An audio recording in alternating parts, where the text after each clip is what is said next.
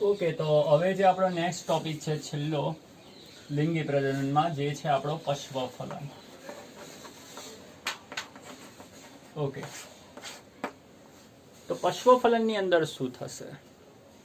પૂર્વફલનની અંદર જન્યુઓને આપણે ઉત્પન્ન કર્યા, જન્યુઓનું વહન કરાવ્યું, ત્યારબાદ ફલનની અંદર એ જે જન્યુઓ છે તેને આપણે જોડ્યા, જેથી ફલિતાંડ બની ગયું. અને હવે એ જે ફલિતાંડ છે એ ફલિતાંડનો આપણે કરાવવાનો છે વિકાસ, અને તેમાંથી જે ભ્રૂણ બનશે તેનું આપણે કરવાનું છે જનન. અને ભ્રૂણ જનન અને ફલિતાંડનો વિકાસ, આ બંને ઘટનાઓને આપણે સમાવેશિત કરેલી છે પશ્વફલન ઘટનાઓમાં. તો પશ્વફલનની અંદર આપણે બે ઘટનાઓની ચર્ચા કરવાની છે. એમાંની જે પહેલી ઘટના છે તેને હું નામ આપીશ યુગ્મનજ નો વિકાસ, અને જે બીજી ઘટના છે તેને હું નામ આપીશ ભ્રૂણ જનન. બહુ સિમ્પલ ઘટનાઓ છે, એને ધ્યાનથી જોવાની અને સમજવાની કોશિશ કરજો. જે કંઈ તમને નવું લાગે એને નોટ કરતા રહેજો. તો શરૂ કરું છું યુગ્મનજનો વિકાસ. હવે યુગ્મનજ કેવી રીતે બની ફલનના પરિણામે એ તો આપણે જોઈ ગયા. હવે એ યુગ્મનજનો વિકાસ કેવી રીતે થશે તેનો આધાર કોના ઉપર છે? જો યુગ્મનજનો વિકાસ કેવી રીતે થશે તેનો સૌથી પહેલો જે આધાર છે તે આધાર છે પર્યાવરણ. જો અનુકૂળ પર્યાવરણ હશે તો ઠીક, અને અનુકૂળ પર્યાવરણ નહીં હોય તો યુગ્મનજના વિકાસને અઘરું પડશે. પરિણામે જે ઉત્પન્ન થતી સંતતિ છે તેનો વિકાસ થશે કે નહીં થાય તેના ઉપર પણ સવાલો ઉઠી શકે છે. એટલે પહેલું જે પરિબળ છે તે આપણું પર્યાવરણ છે. બીજી વસ્તુ જો આપણે વાત કરીએ તો જે બીજો તબક્કો છે એની અંદર આપણે એવું વિચારી શકીએ કે તમારું આ જે યુગ્મનજ છે, પહેલી તો વસ્તુ છે કે યુગ્મનજ બે રીતે બની શકે. એક તો અંદર બની શકે શરીરની, એક તો બહાર બની શકે. જો યુગ્મનજ શરીરની બહાર બનતી હશે, મતલબ કે બાહ્ય ફલનનો કિસ્સો હશે, જો બાહ્ય ફલનનો કિસ્સો હશે તો બાહ્ય ફલનના કિસ્સાની અંદર જે પણ યુગ્મનજ છે એને વિકાસ, મતલબ કે એમાંથી જે સંતતિ બનવાની જે ક્રિયા છે તે ખૂબ જટિલ બની હશે. કેમ જટિલ બની હશે? કારણ કે બાહ્ય ફલનની અંદર શરીરની બહારના ભાગમાં એ જે યુગ્મનજ છે તેનો વિકાસ કરાવવાનો છે. હવે જ્યારે યુગ્મનજનો વિકાસ શરીરની બહાર થતું હોય તો તેને રક્ષણ મળવું બહુ અઘરું છે, મતલબ કે બહુ ઓછું રક્ષણ મળશે. કેટલા એવા ભક્ષકો હશે જે એને ખાઈ જશે, એને નુકસાન પહોંચાડશે. માટે જ્યારે બાહ્ય ફલનના કિસ્સામાં યુગ્મનજનો વિકાસ કરવાની આપણે વાત કરતા હોઈએ છીએ તો તેની અંદર આપણે એક શબ્દ એવો વાપરીએ છીએ જેમાં આપણે બોલતા હોઈએ છીએ કે જે સંતતિ છે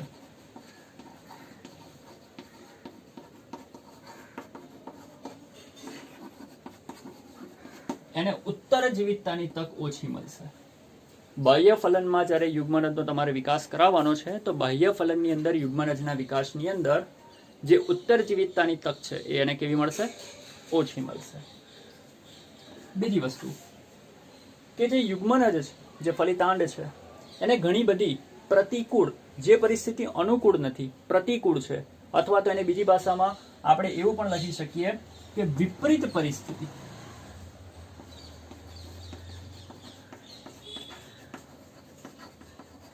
એનો પણ તેને સામનો કરવો પડશે.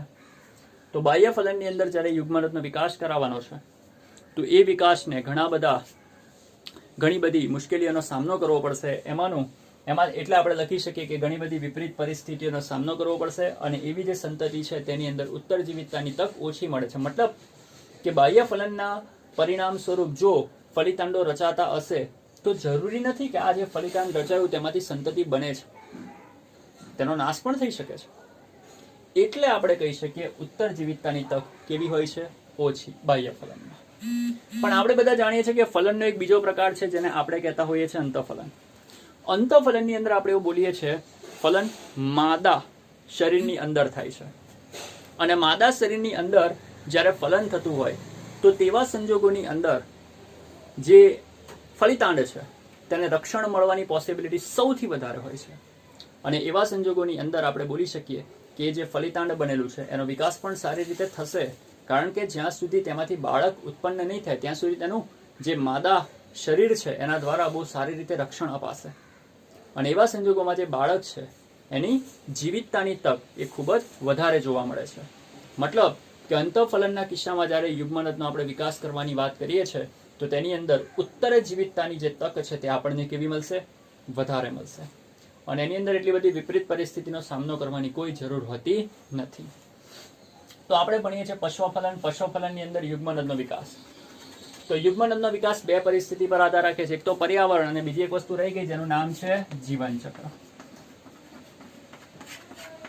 તમારા પ્રાણીનું જીવનચક્ર કયા પ્રકારનું છે, એકવિધ છે, દ્વિવિધ છે, કયા પ્રકારનું જીવનચક્ર છે તે પણ અહીં બહુ મોટી અસર કરે છે. ફરીથી એકવાર, યુગ્મનદનો જે વિકાસ છે તેના ઉપર પશ્વફલનની ઘટનામાં આપણે બે ટોપિક ભણવાના છે. એક તો યુગ્મનદનો વિકાસ અને ત્યારબાદ ભ્રૂણજનન. યુગ્મનદના વિકાસની અંદર પર્યાવરણ અને જીવનચક્ર. તમારા પ્રાણીનું જીવનચક્ર કયા પ્રકારનું છે, કઈ કઈ અવસ્થામાંથી તમારું પ્રાણી પસાર થાય છે તેને કહેવાય એનું જીવનચક્ર. એ પણ ડિપેન્ડ કરે છે કે તમારા જે ફલિતાંડ બનેલા, તમારું જે યુગ્મનજ બનેલું છે, શું એમાંથી સંતતિ સારામાં સારી રીતે વિકસિત થશે કે પછી અર્ધ વચ્ચે જ તેનો નાશ થઈ શકે. ઉદાહરણ આપણે લઈ લઈએ કોઈ પણ પ્રકારના સજીવ. ઉદાહરણ તરીકે આપણે દેડકાની જ વાત કરીએ તો દેડકાના જે ઈંડા છે, ડીંબ છે, એનો વિકાસ સીધો દેડકામાં નથી થતો. એને ઘણા બધા તબક્કાઓમાંથી પસાર થવું પડે છે અને ઘણા બધા તબક્કાઓમાંથી પસાર થઈને તે ચતુષ્પાદની અંદર અને પછીથી દેડકાની અંદર રૂપાંતરિત થાય છે. તમને દરેકને ખબર હશે. હવે એ જે ઘણા બધા તબક્કાઓ છે, જરૂરી નથી કે દરેક તબક્કામાં સફળ રીતે જીવન જીવી જાય. કોઈ તબક્કામાં તેનો નાશ પણ થઈ શકે છે, અથવા તો બીજા, ત્રીજા કે ચોથા તબક્કાની અંદર કોઈ અન્ય ભક્ષક પ્રાણી તેનું ભક્ષણ કરીને તેનો નાશ કરી શકે છે. મતલબ કે તમારા પ્રાણીઓ, તમારા આપણે વાત કરીએ છીએ યુગ્મનજ, તમારી યુગ્મનજનો વિકાસ સારામાં સારી રીતે થઈને શું તેમાંથી સંતતિ બનશે કે નહીં બને તેનો આધાર કોના ઉપર રહેલો છે? તમારા પર્યાવરણ ઉપર અને તમારા જીવનચક્ર ઉપર. અને એના આધારે આપણે બે ટોપિક ભણ્યા ફરી પાછા. એક તો બાહ્ય અને બીજું અંત. જો બાહ્ય ફલન થયું હશે, યુગ્મનજ બહાર બની હશે, તો તેની અંદર આપણા પ્રાણીઓને ઉત્તરજીવિતતાની જે તક છે તે ખૂબ જ ઓછી મળશે. અને જો અંતઃફલન થયું હશે તો તેને ઉત્તરજીવિતતાની તક ખૂબ જ વધુ મળશે. કારણ કે બાહ્ય ફલનની અંદર રક્ષણ થવાના ચાન્સીસ બહુ ઓછા છે, અંતઃફલનની અંદર રક્ષણ થવાના ચાન્સીસ સૌથી વધારે છે. તો આ રીતે યુગ્મનજનો વિકાસ કેવી રીતે થશે તેના ઉપર પર્યાવરણ અને જીવનચક્ર અસર કરતા હોય છે. એકવાર નોટ કરી લો. બીજું કે આપણે વાત કરીશું લીલ અને ફૂગ. લીલ અને ફૂગની અંદર એવું કહેવાય છે કે લીલ અને ફૂગ એની અંદર જે તમારું યુગ્મનજ છે, એ યુગ્મનજની આસપાસ એક જાડું આવરણ તૈયાર થાય છે. લીલ અને ફૂગ હશે તો લીલ અને ફૂગ જેવી વનસ્પતિઓની અંદર જે યુગ્મનજ છે એ પોતાની આસપાસના વિસ્તારમાં એક જાડું આવરણ ક્રિએટ કરે છે. અને એ જે જાડું આવરણ છે એ જાડા આવરણની મદદથી પ્રતિકૂળ પરિસ્થિતિમાં તે પોતાની યુગ્મનજનું રક્ષણ કરતી હોય છે. અને વનસ્પતિની અંદર એ જે યુગ્મનજ છે કે જેનું રક્ષણ થાય છે, એ જાડું આવરણ એનું રક્ષણ કરે છે, એને જ કારણે તમારી વનસ્પતિ પ્રતિકૂળ પરિસ્થિતિમાં લાંબા સમય સુધી એવી ને એવી જ પડી રહેશે. અને જ્યારે અનુકૂળ પરિસ્થિતિ આવશે ત્યારે તે પોતાના યુગ્મનજનો વિકાસ કરાવશે, બીજાંકુરણ કરાવશે, જેને આપણે સુસુપ્તાવસ્થા પણ કહેતા હોઈએ છીએ. તો ફરીથી, કેટલીક ફૂગ અને લીલની અંદર જે યુગ્મનજ છે એ તેની આસપાસના વિસ્તારમાં એક કઠણ અને રક્ષણાત્મક આવરણ ક્રિએટ કરે છે. અને એ આવરણની મદદથી પ્રતિકૂળ પરિસ્થિતિની અંદર એ પોતાની યુગ્મનજને રક્ષણ આપે છે. અને એ પ્રતિકૂળ પરિસ્થિતિ એટલે આપણે કહી શકીએ કે સુસુપ્તાવસ્થા. એ મતલબ કે જ્યારે પણ વનસ્પતિની વાત કરો, એના બીજની વાત કરો, એની યુગ્મનજની વાત કરો, તો જ્યારે પરિસ્થિતિ પ્રતિકૂળ હોય તો તેવા સંજોગોમાં તે પોતાના વિકાસને રોકી દે છે અને સુસુપ્તાવસ્થા ગાળતી હોય છે. તો ટૂંકમાં આવા આવરણની મદદથી પ્રતિકૂળ પરિસ્થિતિમાં પોતાની યુગ્મનજનું તે રક્ષણ કરે છે અને જ્યારે અનુકૂળ પરિસ્થિતિ આવે ત્યારે તેનો વિકાસ કરાવતી હોય છે. બીજી વસ્તુ કે જે યુગ્મનજ બનેલી છે, એ યુગ્મનજ પ્રાણીઓની વાત કરું છું, જે યુગ્મનજ બનેલી છે એ યુગ્મનજ એનો વિકાસ ક્યાં થશે? માદા શરીરની અંદર થશે કે માદા શરીરની બહાર થશે? એ માદા શરીરની અંદર અને બહાર જે વિકાસ થવાનો છે તેને આધારે આપણે બે ભાગ પાડેલા છે. એમાંનો એક ભાગ એવા પ્રાણીઓ કે જે અંડપ્રસવી કહેવાય છે. ફરીથી બહુ સિમ્પલ છે. યુગ્મનજનો વિકાસ માદાની અંદર થશે કે માદાની બહાર થશે તેને આધારે આપણે પ્રાણીઓને બે ભાગમાં વહેંચેલા છે. એક આપણે કહીશું અંડપ્રસવી પ્રાણીઓ અને બીજું આપણે કહીશું અપત્ય પ્રસવી પ્રાણીઓ. અંડપ્રસવી પ્રાણીનો મતલબ શું થાય? અંડપ્રસવી પ્રાણીઓ એનો મતલબ કે ઈંડા મૂકનાર પ્રાણીઓ. આમાં થાય શું? આ લોકોની અંદર ફલન માદા શરીરની અંદર થશે, યુગ્મનજ માદા શરીરની અંદર જ બનશે. પણ માદા શરીરની અંદર જ એ યુગ્મનજની આસપાસના વિસ્તારમાં કેલ્શિયમનું એક આવરણ બની જશે, કવચ બની જશે. અને ત્યારબાદ એ જે આવરણ છે તે ઈંડા સ્વરૂપે શરીરની બહાર આવી જશે અને બહારના વિસ્તારમાં એ જે ઈંડું છે તેનો વિકાસ થશે. અને તમે દરેક જણ જાણો છો તે રીતે અમુક સમય બાદ તેમાંથી સંતતિ, બચ્ચાનો જન્મ થશે. તો આવા પ્રાણીઓને આપણે નામ આપીએ છીએ અંડપ્રસવી પ્રાણીઓ. તો જે બીજો પ્રકાર છે તે છે અપત્યપ્રસવી. અપત્યપ્રસવીમાં શું થાય? અપત્યપ્રસવીની અંદર જે ફલન છે તે માદા શરીરની અંદર જ થશે અને સાથે સાથે ફલન બાદ જે યુગ્મનજ બનેલી છે તેનો વિકાસ પણ માદા શરીરની અંદર જ થશે. અને માદા શરીરની અંદર જ એ યુગ્મનજને સારામાં સારું પોષણ મળશે, સારામાં સારી સુરક્ષા મળશે અને માદા શરીરની અંદર જ તેનો જે વિકાસ છે તેનું રૂપાંતરણ બાળ સજીવમાં થશે અને ચોક્કસ સમય બાદ એનો માદાના શરીરમાંથી બહાર ત્યાગ કરવામાં આવે છે, એટલે કે બાળકનો જન્મ થાય છે. મતલબ કે જે અપત્યપ્રસવી પ્રાણીઓ છે તે સીધા ને સીધા સજીવને જ જન્મ આપે છે, બાળકને જ જન્મ આપે છે. એમાં કોઈ ઈંડા જોવા મળતા નથી. જે યુગ્મનજ છે તેનો વિકાસ શરીરની અંદર જ કરાવે છે, શરીરની અંદર જ વિકાસ થાય છે અને ચોક્કસ સમય આવે એટલે એ પોતાના શરીરની બહાર એ જે સજીવ છે તેને ત્યાગ કરે છે, જેને આપણે કહીએ છીએ જન્મની પ્રક્રિયા. તો આને કહેવાય અપત્યપ્રસવી પ્રાણીઓ. ઓકે, તો પશ્વફલનની અંદર આપણે બે પ્રકાર જોયા. એક તો જોયો યુગ્મનજનો વિકાસ અને એક હતું ભ્રૂણજનન. એમાંથી જે યુગ્મનજનો વિકાસ છે તેની અંદર આપણે વાત કરી કે યુગ્મનજનો વિકાસ પર્યાવરણ અને જીવનચક્ર બેની ઉપર આધાર રાખે છે. ત્યારબાદ તેની અંદર આપણે વાત કરી ઉત્તરજીવિતતાની તક કોનામાં સૌથી વધારે હોય, તો કે અંતઃ ફલન થાય તેવા સજીવોમાં. બાહ્ય ફલનની અંદર ઉત્તરજીવિતતાની તક કેવી મળે છે? ખૂબ જ ઓછી મળે છે. ત્યારબાદ આપણે વાત કરી કે જે યુગ્મનજ છે તેનો વિકાસ ક્યાં થશે? મતલબ કે માદા શરીરની અંદર થશે. જો અંદર જ થતો હોય તો તેને આપણે કીધું અપત્યપ્રસવી. અને યુગ્મનજનો વિકાસ માદા શરીરની બહાર થાય ઈંડા સ્વરૂપે તો તેને આપણે નામ આપ્યું અંડપ્રસવી. ત્યારબાદ આપણે લીલ અને ફૂગ એની અંદર પણ વાત કરી કે લીલ અને ફૂગની અંદર શું થાય, તો કે જે યુગ્મનજ છે એ પોતાની આસપાસના વિસ્તારમાં એક જાડી દિવાલ જેવી રચના ઉત્પન્ન કરે છે, કવચ ઉત્પન્ન કરે છે, જેના પરિણામે તેને પ્રતિકૂળ પરિસ્થિતિઓમાં રક્ષણ મળી રહે છે. હવે જે આપણે વાત કરવાની છે તે છે ભ્રૂણજનનની. કોને કહેવાય ભ્રૂણજનન? તો યુગ્મનજ જે છે ને એ યુગ્મનજ એનો આગળ જે વિકાસ થવાની જે ક્રિયા છે અને ભ્રૂણ બનવાની ક્રિયા છે તેને કહેવાય ભ્રૂણજનન. આપણે જે યુગ્મનજની વાત કરી ને એ જે યુગ્મનજ આગળ વિકાસ પામશે તો તેમાંથી ભ્રૂણ નિર્માણ થશે, ભ્રૂણ બનશે. તો યુગ્મનજનો વિકાસ થઈને ભ્રૂણ બનવાની જે ક્રિયા છે તેને આપણે નામ આપીશું ભ્રૂણજનન. ધ્યાનથી જોજો. ભ્રૂણજનનની અંદર એવું કહેવાય છે કે બે તબક્કાનો સમાવેશ થાય છે.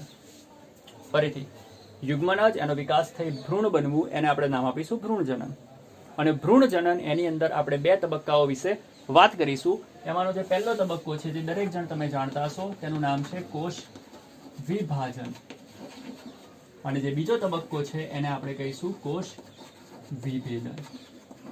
ચાલો બોલો, કોષ વિભાજન અને કોષ વિભેદન કોને કહેવાય? વિચારો. તમે ભણી ગયા છો આ બધી વસ્તુ.